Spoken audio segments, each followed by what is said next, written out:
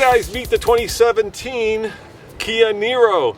And yes, it's a hybrid. And yes, it's kind of a crossover. And yes, I've already reviewed it over at TFL Car. But here at TFL Now, I'm going to tell you everything you ever want to know about the new Kia Niro hybrid. And that is coming up, well, you know, right now.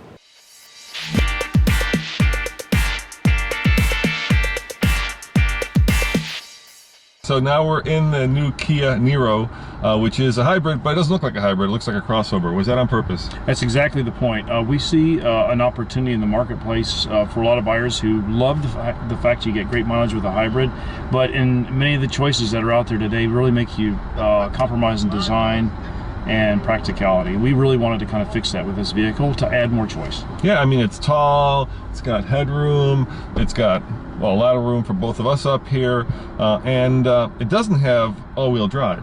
That's correct. Why is that? Well, really for us, we wanted to be mindful of one of the main reasons people buy hybrids, which is fuel economy.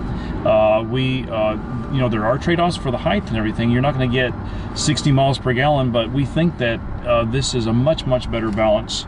You give up a little bit of fuel economy to get a much more livable, beautiful vehicle. Specifically on all-wheel drive, we did look at it. It's a tremendous hit on fuel economy, and we think that overall it's the best balance for the marketplace.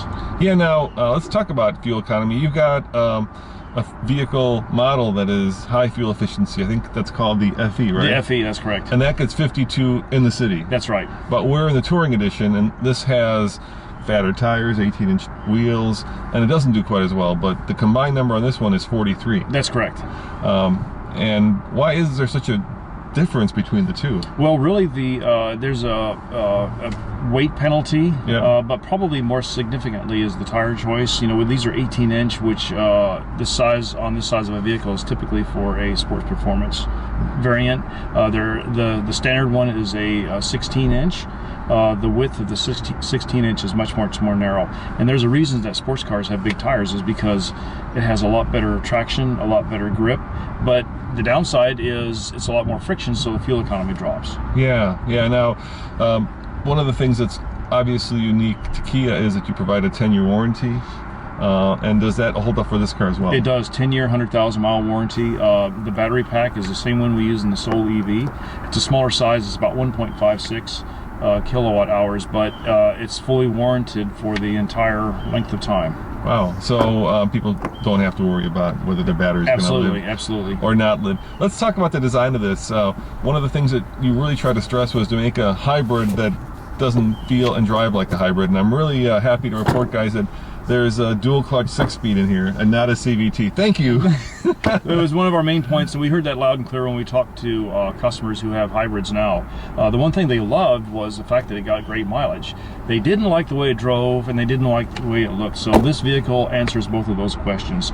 We specifically designed this type of body style mainly because it has practical benefits. It's a CUV style, so it's got great cargo room. It sits up a little bit higher, as you mentioned, about 40 millimeters higher than other hybrid vehicles that are out there, and it looks fantastic. And I think for us that's really the key point, is you don't have to have a strange looking vehicle in order to get great mileage. Yeah, let's show them the interior here. Let's turn that wheel so it's facing the right way. Absolutely. And we'll kind of walk them through what you've done here.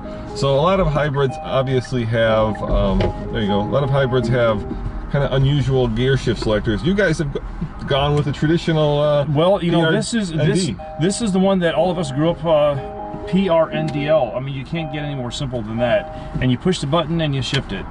Some of the other vehicles you have to twist it or push the knob or flip, or we wanted something that was very intuitive and easy to use, which was kind of the main point. We've got a great 8-inch screen right here in the middle, sitting up high next to the air vent, so as you're driving it's very easy to see the destination. We have a second smaller 4.3-inch screen here in the center. If you have a navigation, it'll tell you your next turn right here in front of you. In addition to that, just really simple, straightforward controls. We have a great sound system, wireless charging. You can put it here in the front. You just drop your phone right here in the middle, and if your phone is equipped with it, it'll charge it. Heated and cooled seats, a heated steering wheel, cup holders here in the middle, and a great console also with a charge point in it. So up front, it's really roomy, it's really practical, it's easy to use, and it looks fantastic. And let's talk about some of the tech. So I see you've got proximity based cruise control over here. We do. This is this particular vehicle has both blind spot detection, rear cross traffic alert, so if you're backing out of a space, it'll tell you if a car is coming left or right. This one in particular is a smart cruise control, we refer to it. You can change the distance from the vehicle in front of you. If you want to follow close, you can reduce the gap. If you want further distance, you're on the freeway, you want to leave a little bit of room between you and the car in front of you, that's a capability. This is our new, the latest version of our UVO system. For us, it really, you can, it has a split screen mode. You can see your destination in addition to the music on the same screen. If you want to expand that to have just the map, you can select that selection. We have UVO, which is our infotainment and telematics system. If something happens, you run out of fuel or something else, roadside assist, you just push this button. It pairs with your smartphone and does the call for you.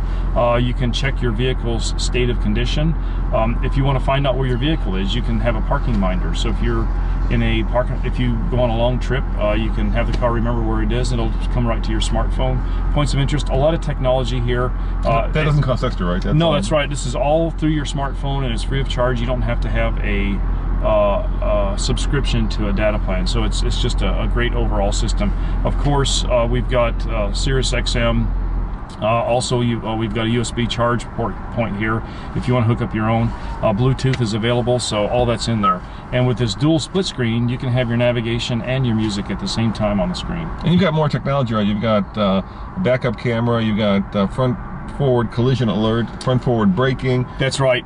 Lane keep, right? Where it keeps lane keep assist. Yeah. It has all of the latest features. It's our latest car, so we put all the latest technology. This one in particular has a new feature.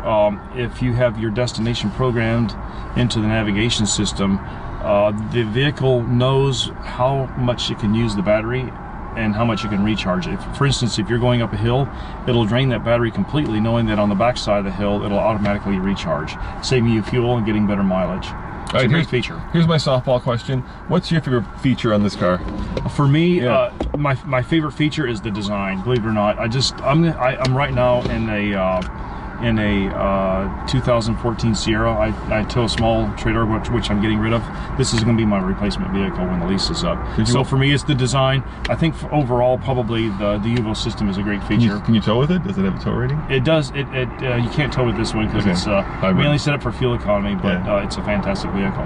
Now, let's talk about when it's available. So I take it it's at the dealerships now. It's at the dealerships now. We sold our first 3 over the weekend. Congratulations. We're featuring it in the Super Bowl, which will be coming up. And I think for us, we have a great spot that we're going to have that gets a lot of attention, and we're expecting Melissa McCarthy. We're expecting to do very, very well with the car, and we're excited about it. And pricing, it starts at about, what, $22 plus $850 destination fee? That's exactly it. If anybody's familiar with the Kia lineup, we have the Soul, and we also have the Sportage. It fits nicely in between. The starting at price is $22,890. We have an LX and EX version. The vehicle we're sitting in is the Touring. It's fully loaded. It's just under $30,000, $29,650. All of those, you add the $895 destination fee, and that's all in. So, a great price for a vehicle that has a lot of technology and great mileage.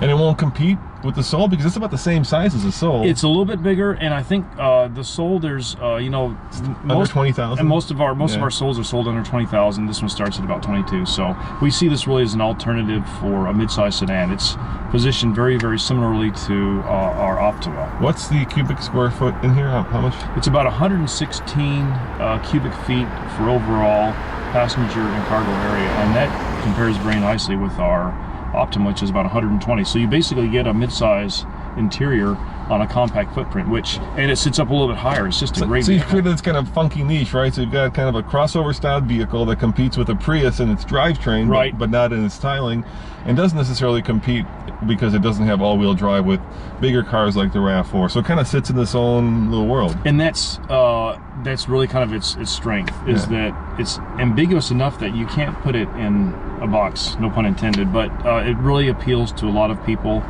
We expect a lot of compact buyers interested in it moving up, mid-sized people who want something that's practical but still roomy, crossover folks who like the size, someone who is replacing a commuter car, or a single family that has one vehicle. This would be perfect. All right, guys, if you want to see my review, I've actually driven it and reviewed it, go over to TFL Car. I'll do a link to that video right here so you can see the review.